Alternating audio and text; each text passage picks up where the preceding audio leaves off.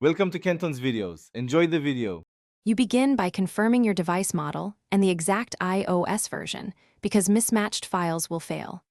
Next, back up your data to iCloud or to a computer. Make sure backup's complete, otherwise you risk data loss.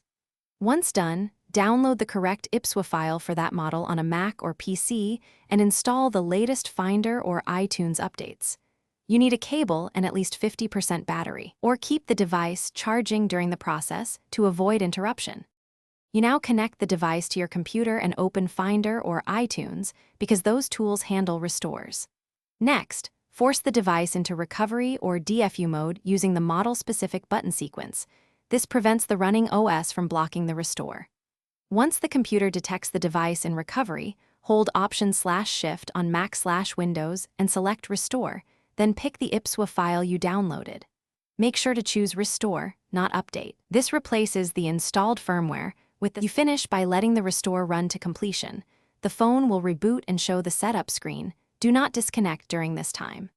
After the fresh install, restore your backup from iCloud or from your computer to recover settings and data.